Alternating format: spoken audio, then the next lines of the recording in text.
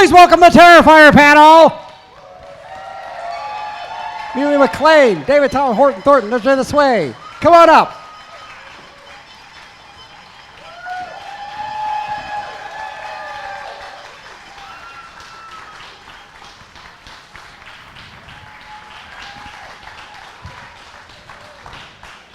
You have a microphone right there. They're all good. They're all on. All right. How y'all doing? Hello. Woohoo! Save the scariest for last. Yay. So I know you get asked this a million times, that laugh. The silent one? Or the real one? The real one. You're talking about the Joker laugh. Yeah.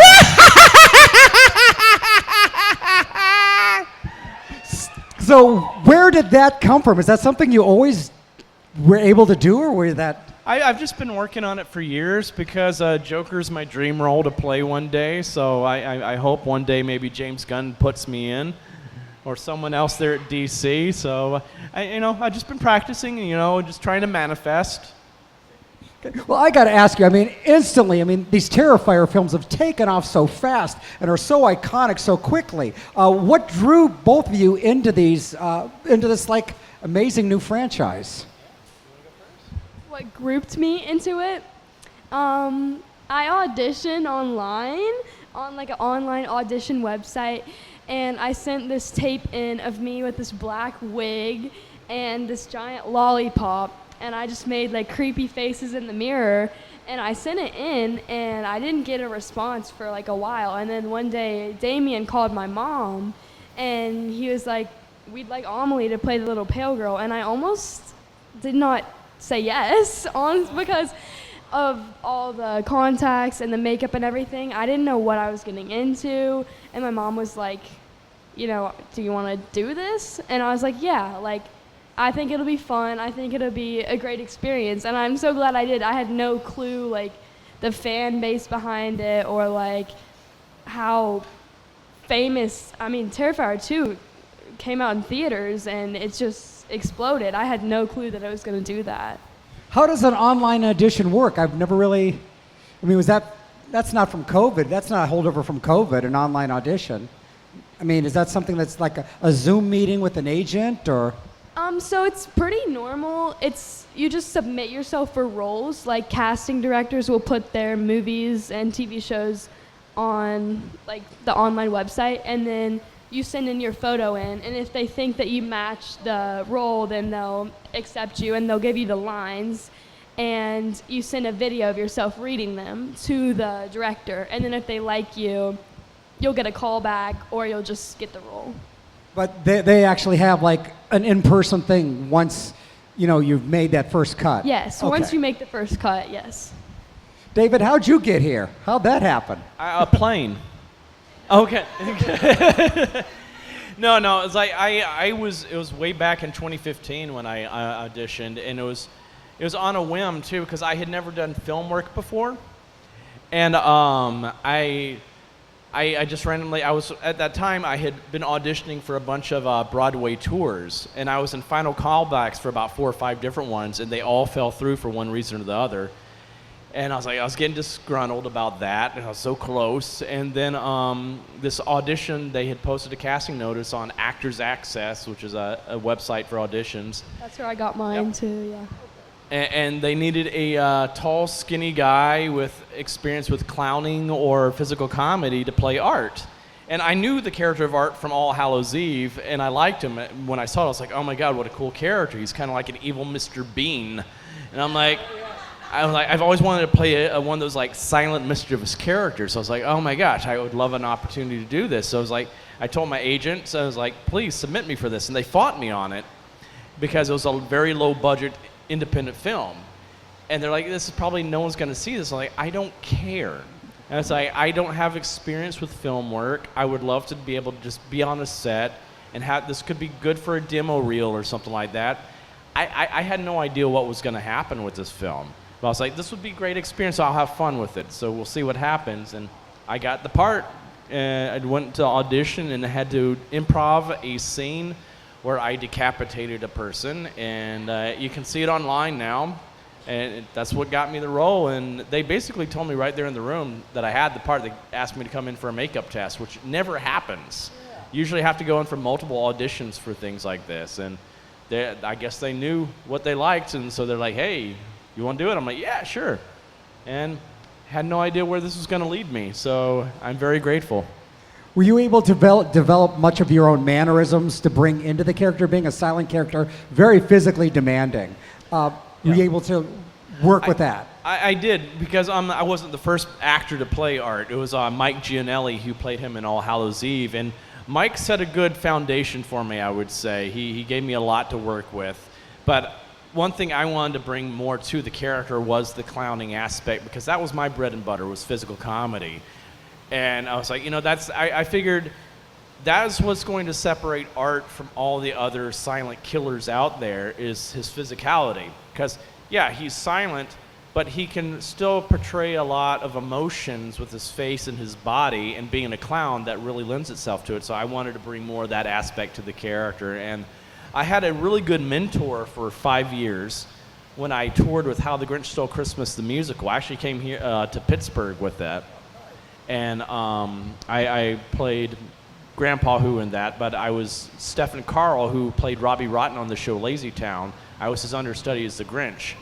And Stefan was professionally trained in clowning and mime work. So he was able to take me aside and really help me fine-tune the skills I had been developing my whole entire life. And when I got cast as Art, I called Stefan up immediately. I'm like, hey, bud, I got this silent clown role. I need some advice here. And so he gave me some great tips and everything like that. And he really encouraged me. So you can probably watch my performance as Art and watch some videos of Stefan playing Robbie Rotten and see some similarities between the two of them. Yeah. For this, a question for both of you. What was the makeup process like? Sticky. Long, very long. Yeah, hers is probably longer than mine. Yes. Yeah, mine takes about 2.5 to 3 hours, depending on how much battle damage, but I know hers is a lot more. I just have one giant piece of foam latex that's glued to my face. It's molded to me, and then I put prosthetic teeth in and contacts for part 3. I'm wearing contacts, so that's the extent of mine, but I know she's gone through much more than I have.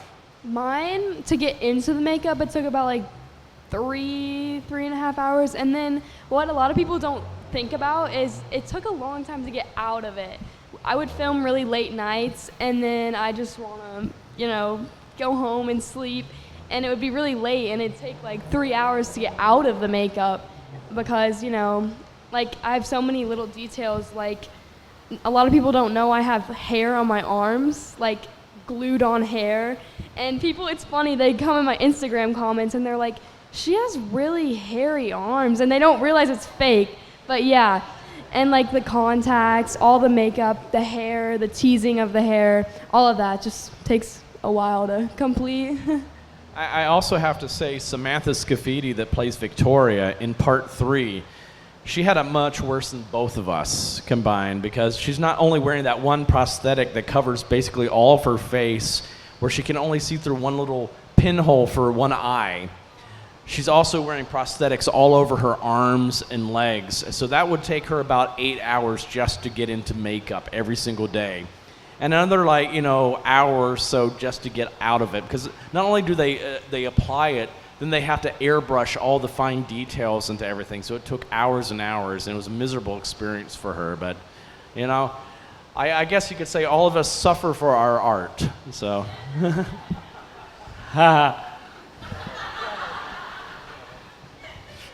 Was there much change up from the original makeup? Like no allergies, or did they say this looks better on camera? Pretty much what they originally done, they kept? I didn't really have any big changes, though, for part 3. The first 2 films, they had done a mold of my face, but the mold that Damien made just didn't look right. You only see it one time in the movie. It's when the cops come arrest me, and I look like I have really pronounced cheekbones. So I looked very just like, LA model at that point. But But for part 3, we had a makeup team come in and help us. Christian Tinsley's team, their award-winning makeup artist team. They did like the Passion of the Christ, Renfield, and stuff like that. And so they did a whole new sculpt of my face. They did 3D printing of, they did 3D mapping of my face, and I got new prosthetic teeth they put in, so it's easier for me to talk with those in, of course, off film. But and in part 3, I do wear some contacts as well, so my eyes look really crazy in this one. Welcome to my world. What's that? Welcome to my world. Yeah, Contacts. I know. It sucked. I Yeah. hated those things because my eyes do not like contacts. And it's like, but you know, it looks really great for the character because you know after he's reborn, he's a little bit more demonic, I guess to say. So that Damien wanted there to be a new look for him, and he's also a little bit more gaunt in this one as well. So it was fun. I think he looks really cool in this one. So the films are obviously pretty intense and pretty graphic. How do you mentally and physically prepare for what happens in front of the camera? I don't know what this says about me, but it really doesn't bother me that much. But I think it's because at this point especially, I know it's all fake, and I actually think it's kind of cool seeing all the things that they have constructed. Like some of the things they like the Tinsley team made for part 3 are mind-blowing. I mean, Damien's great, but these people were able to take us to a whole new level with things. So it's like some of the things they created are just mind-blowing. So that makes me excited. Though I will say, I know there's that rumor going around about me getting a little queasy on set. And yes, that is very true. There's something that always kind of nauseates me anyway, and Damien knew about this, and I think he deliberately put this into this film just to see if he could finally get me, and he definitely got me, and they got it all on tape. I hope they release this tape one day.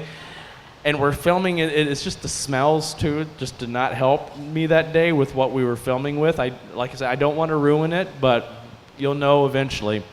But it was a very hot, warm house that we were filming in too. And so we already had some bad smells, and Samantha just decides to come down, and she's eating this really smelly bag of corn nuts. And I can't stand that smell. And so that was just coupled with everything else. I was like, oh, God. And she's like, what's wrong, Dave? I'm like, oh no. So yeah, this is the one time they got me. Though there was another part that kind of skeeved me out. It was on part 2. And it's usually stuff I can identify with because I've gone through the pain. And it's with the broken arm. When I had to break the arm, that made me, because I broke my arm. So I know what that pain's like. Or like when Allie gets cut in the eye, that made me kind of too, because I've torn my retina before, and that's not a lot of fun. So those things, anything I can empathize with, I kind of get a little bit about, but I get over it quickly. But yeah. I think it helps, like, knowing everyone in the movie. I think if I saw Terrifier 2 without knowing anybody, it would be way scarier, but I just think the fact I got to know, like, David and everybody, it just wasn't that scary. Also, like, gore doesn't really bother me as much as, like, jump scares do, so that helps. Yeah. Do you ever sit in the audience and watch the film and then watch the reactions of the folks watching the film and just kind of get a real chuckle out of that? Oh yeah, that's fun to do. I mean, I've done that with both of the films so far. Like, I remember we went to a showing at one of the colleges in New Jersey when part 1 came out. It was Catherine and I were sitting next to her. She plays Dawn in the first film, and it got to the point where she gets cut in half, and we saw these 2 girls just get up and leave. They're just like, nope. And Catherine and I just high-fived each other. We're like, hell yeah, we got them. But in part 2, some of us went one night in Staten Island to one of the theaters out there and snuck in and watched it, and people didn't know I was there. And I did also that another night at the theater across from Lincoln Center, because I just want to see how people actually react when they don't know I'm there. I want to get the real reaction, see what's really landing. And that was so much fun. There was this one guy that was sitting like right behind me the whole entire movie. He was as entertaining as the movie. He was just, oh my God! Oh! Ah! Just whole time, just his reactions, I was dying. And at the end of the movie, I turned around to him during the credits like, dude, you made my night. Thank you so much. And I introduced myself, and he didn't believe me. He's like, bullshit. I'm like, no, I'm really him. Because I have my glasses on and everything. I look like just another nerd in the audience. I just blended in. I was in Clark Kent mode. And then they, after the end of the second one, they had a behind-the-scenes feature. So they popped me up on the screen. The whole audience goes, "Holy shit, it is him!" I'm like, "Hi, this is me." What a great payoff for the work. Yeah, I was like, it's fun having those moments where people don't realize that this is what's been giving them nightmares. I'm like, yeah, I'm like, sorry. Let's get some questions from the audience. Just raise your hand. We'll come around. We'll start on this side of the room, and then I'll hit this side of the room. We'll get a couple here, a couple there. And thanks for doing this. This is a lot of fun. Hello. Hi. I know you. I'm like, you better. So I just want to say thank you so much for both of you coming to SilCityCon. It makes all the horror fans, Terrifier fans, really appreciate you coming. So I know you guys, especially you, David, you love to kill people. So I have a question for both of you. What is a way, because Art is very theatrical. He loves to kill people in so many different ways. How would you want Art to kill both of you?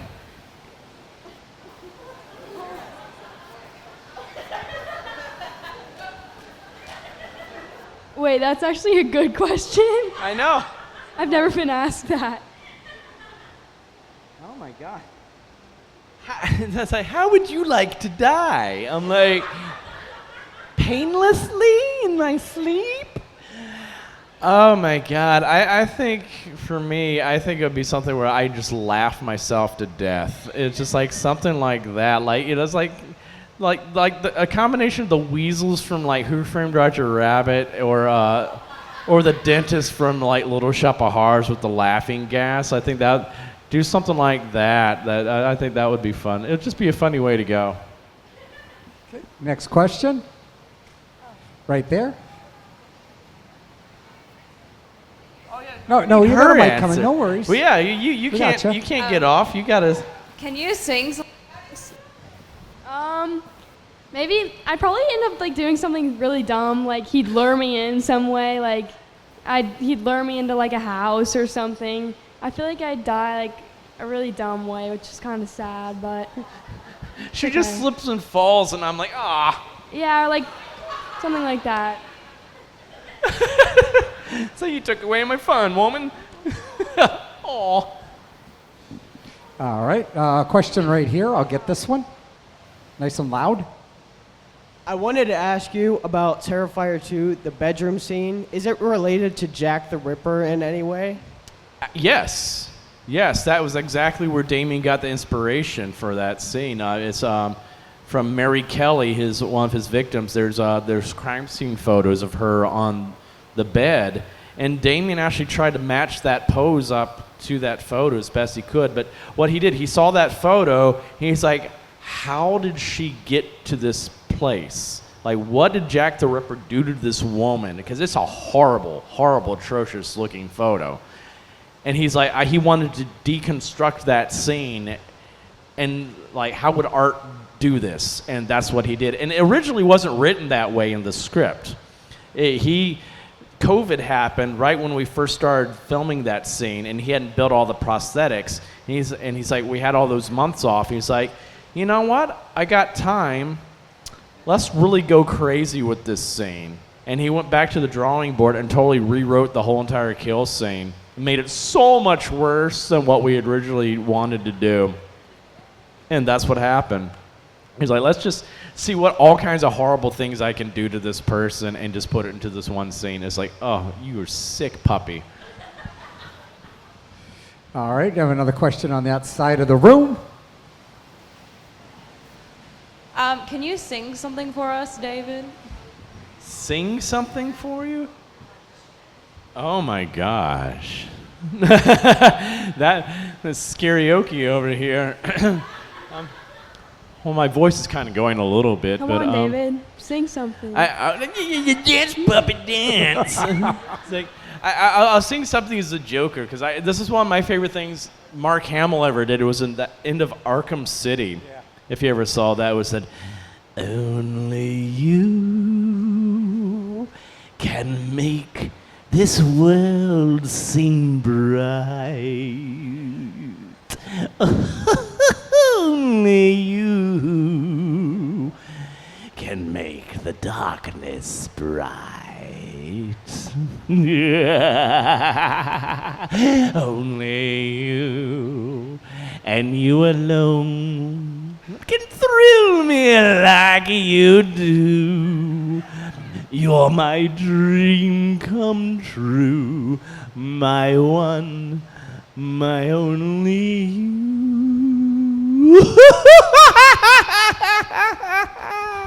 Yes. Fabulous. Thank you. Thank you. I'm here all night, folks. Tip your waiters, try the veal. Get a couple more questions here. Right over here. Come out here. That'd be really great. Nice and loud. David, do you have a favorite portrayal of the Joker or a favorite actor who inspired you in your work as art? Jared Leto. Oh, wow. I'm kidding.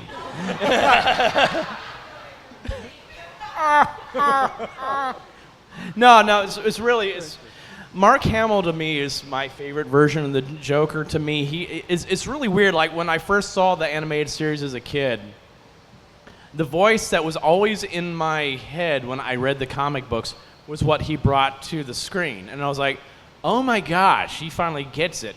But I would say my favorite, like he's my favorite like overall Joker, but my favorite live action Joker, because I'm very dedicated. I love the comic book. I want the comic book version of the Joker. And to me, my favorite live action version of the Joker is Cesar Romero. I think his version was the most accurate to the comics at the time. And especially when you see him as an actor outside of playing the Joker, you see how much he really threw himself into that role. He went batshit crazy with it. And he was fantastic. So, like, my version of Joker is a combination of Hamill's and Cesar Romero's version. So I hope to one day bring that to life. We'll see. James Great. Gunn, put me in. All right. Next question. Right over here. Nice and loud. Hello. Did you both have a moment where it kind of like hit you like a surreal moment of like, wow, like Art the Clown, Pale Girl, like we're in the same realm as like Michael Myers, Freddy Krueger? Like, did you have a certain moment where you're like, wow, this is actually a thing? This isn't just this low budget movie we thought? It's still not sinking in, to tell you the truth. I haven't Yeah. accepted it. It's still very weird. It's like surreal. Yeah. I don't think I'm ever going to let it truly sink in. It feels almost blasphemous to even I know. try to like Compare ourselves to. Yeah, that's like Mount Rushmore to me. I know. So, but if Yeah. other people think that's awesome, but I feel like thank you. I know. Thank you, but it has been very surreal, just being out there and seeing how people respond to this character. Especially, I was like, when I first started doing conventions like 6 years ago, I was very, very nervous about doing them, and because I was, my first convention, they had Kane Hodder and Robert Englund, all the greats at it, and I'm just like, I'm just a baby, and I'm like, and I was so worried that they were all going to be like, who does this guy think he is? Who is this little over here? Who is this clown? And it was the total opposite. Like, the whole entire horror, like, celebrity community totally embraced all of us in the Terrifier family. They have all welcomed us in. They, like, I especially think of, like, Felissa Rose and Bill Moseley. They both, when I did my first conventions with them, because I was very shy and very nervous to meet everybody, they went out of their way to take me around and introduce me to everybody, and break the ice and help me get to know these men and women I've grown up my whole entire life loving and respecting these movies. And now these people are my friends. It's like I've been in the middle of a prank war with Kane Hodder for the past year, And I'm like, are you kidding me? If you told me when I was 13 years old that I would be in the middle of a prank war with Jason Voorhees, I was like, get out of here. But he started it. And I think I'm the first person to actually fight back. I think everybody's too intimidated by Kane to do it, but he's a big goofball and he's so much fun. So I'll say he got me with fart spray. He has this nasty smelling fart spray. He sneaks up behind me at a con and sprays it at me. So I got him back the next time. I was like, it's on like Donkey Kong, man. I got a fart machine and I put it in his trash can, but between the liner and the can, so if he looked in, he didn't see it. And it'll go off over at his table. He's signing autographs. So you just, and people, I had so much fun watching people just come in, hey, how are you? And they're like, oh. And he would look over at me, because he knew. And he's looking out, and I would hand the control over to my helper. And so I'm just signing. He's just like, how is he doing this?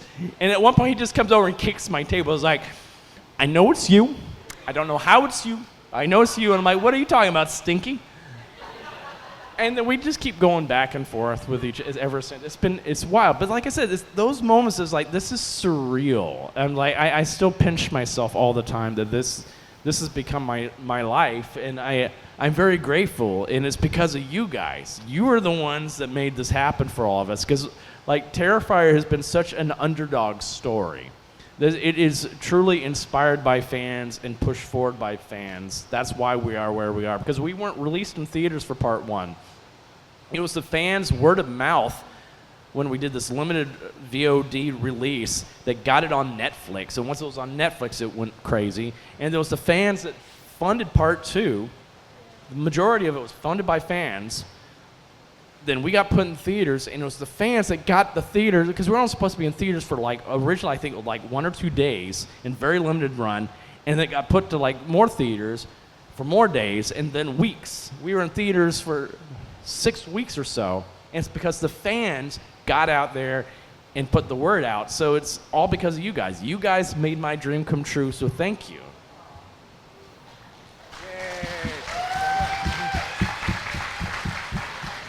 All right. Got time for a couple more questions. One down there, and there's one way in the back. I'll get this one here. All right. Ready? Nice and loud. Hi. At this point, I think it's pretty clear that Damien Leon is trying to outdo himself on the kills. And so I'm kind of wondering if Terrifier 3 is supposed to outdo the bedroom scene from Terrifier 2. I know there's probably not a whole lot you can say, but anything would be great.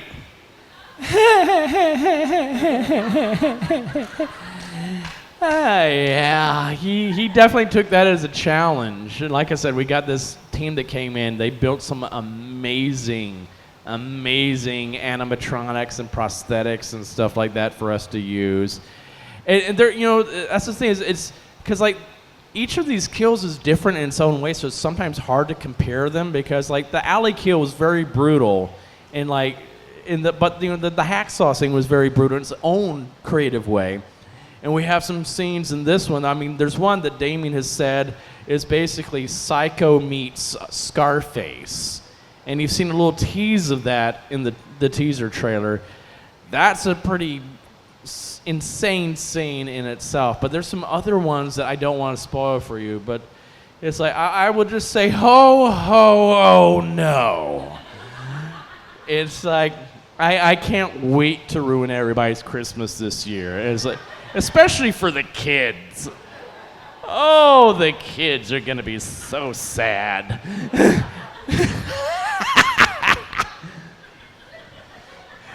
I have a question. With so much stuff going on, the animatronics, a lot of the practical stuff, are there any injuries that ever really happen on set during any of this? No. Not like really any big bad injuries. I've maybe like bruised myself a few times throwing myself into things and stuff like that, but nothing like detrimental, knock on wood, so far. So we've been lucky. Oh, you got that joke, huh? But yeah, it's been pretty good. I do think though that's how I realize I'm getting older, is when we're doing part 2, when I'm coming down with the club. We had to do that so many times. I woke up the next morning, my whole back was like, ow. I could barely bend over to do anything. And so I was like, that was probably my worst injury I've had. It was pulling a muscle in my back. But no, we've been really good. We've had really good stunt teams. I have to also give a tiny tip of the hat to our stunt performers that we've had in these films, especially Jenna Helmuth, who did both the Girl on Fire, and she actually was lit on fire in part 2, and she did the Sienna drop through the ceiling. She's back on part 3 doing some amazing work. But I also have a stunt double that did some amazing work as well, Bobby, for part 3. And he makes me look like a badass, and I always think the stunt performers deserve a lot of recognition for the work they do. They're the ones really putting their body through hell. But I also have to say Lauren stepped up her game for part 3 as well. She wanted to do a lot of her own stunts. Jenna could jump in for her, but Lauren did a lot of stuff. And I will say this, the fight between Sienna and Art that inevitably will happen in these movies is something else. So, and that's one of those where I'm like, I'm amazed that no injuries happen, because this is a fight. You guys are gonna love this fight. You thought Lori versus Michael was something. Okay, let's get the question off in the back. You guys ready? Yes, she has a question for the actress. How did you sit through the 8-hour prosthetic process? What, pardon me? The prosthetic? Yeah, the prosthetics. I mean, I can't even put eyelashes on. I can't stand it. I got to rip them off immediately. How did I sit through them? Yeah, 8 hours. Oh my gosh. It was really hard, because I was covered in like white everywhere, so I feel like I was like, every time I sat down, I feel like I was like marking things up with it. It was also like freezing, and like sometimes my dress wouldn't be, like it would be wet because they wouldn't dry it. So I'd have to sit in like a wet dress, and I felt like really grimy because like a lot of that oil in my hair. It wasn't, that was definitely not my favorite part of the process, but it turned out looking really cool, so I dealt with it. Great. All right, want to get one more question in? 2 more. I'll hit this one, you hit the one in the back. Hold your hand up. Who right here. Okay, I gotcha. Nice and loud. Last 2 questions. So we kind of got a backstory in All Hallows Eve of Art the Clown. Do you think somewhere down the road that there might be another movie or possibly a TV series with a good origin story of where he came from in his human life and how the Pale Girl came into play? Do you think that's a possibility in the near future? Would you be willing to play them? Yeah, that's a good question. Oh, hush. We get it. You have a small penis. Moving on. I'm trying to talk. That's the origin story right there. Yeah! No. But, who knows? Damien has so many ideas bubbling around in his head. And, like, we like to, reveal things, but we don't want to reveal everything all at once. Yeah, I think part of the fun of the characters is part of the mystery behind him, and also the Pale Girl and stuff like that, what's really going on. But we do reveal some things in part 3, but we're also going to be addressing, posing more questions, I guess you could say, as well. But I think eventually we'll probably find out some more about Art and stuff like that. I think he's an interesting character, but in some ways, I kind of like that we're taking more of a Joker type of approach to his origin in a lot of ways, a lot of ambiguity, a lot of questions there. It's because I think that makes him more interesting when you don't really truly know what makes him tick. Though I will say there was a line in the first film that I really loved, and that's what really helped me understand the character. It's with the homeless lady, the cat lady, where she says he does this because he thinks it's funny. And I'm like, I like that. And I was like, that shows how twisted this individual is. He's not doing anything out of revenge. He doesn't have some sob story, backstory, oh, trauma. He's just such a messed up individual that he thinks killing people is funny. And that's scary. that is terrifying. That is, and I love that idea about him. And that's what I've always kept in my head. He is the anti-clown. Clowns are supposed to be here to bring joy and amusement to everybody, to make them happy. Art is here to bring pain and misery to everybody for his own amusement. And I think that's very twisted. Okay, last question. Let's have at it. Hi again, David. Hello. Do you Oh, I think have a frog in my throat. Do you think that now that you've done Little Pale Girl, that you're going to stay with the horror franchise, or are you going to try to branch out to other things? I'd love to stay with the horror franchise. I think filming a horror movie was the most fun because I've done like soap operas and other movies, but I definitely enjoy horror the most just because like it's fun, it's like free, you can do different like facial expressions and crazy things. So I'd love to stay in horror, but I'd also love to do other things too, but I definitely love to stay in horror. Well, thank you guys so much for all the terrifying fun. Also, I want to say one more thing before you head out. You might have heard I have a new film coming out called Stream, which I did with a lot of the Terrifier team and a bunch of legends you know from the horror world, like Felissa Rose, Dave Sheridan, Daniel Roebuck, Terry Alexander, Danielle Harris, Dee Wallace, Bill Moseley, Jeffrey Combs, Tony Todd. It's coming out in theaters for a limited run on August 21st through the 25th, but we're hoping that it's going to do the same thing that Terrifier 2 did, and it's all going to depend on you guys. So please, please, please, go see Stream in theaters later on this month. Get your tickets now, and you guys can make another great franchise happen because we got a lot of plans for this series as well. And also, early next year, I don't know if you heard, but I have another movie called Screamboat coming out. I just wrapped on that. Jesse Cove's in it with me as well. And I play a little mouse called Willie. So stay tuned for more about that, but I'll just say, oh boy, I'm about to ruin your childhood too. There we go, give it up. Terrifier. Thank you. What a way to end the day. Fabulous.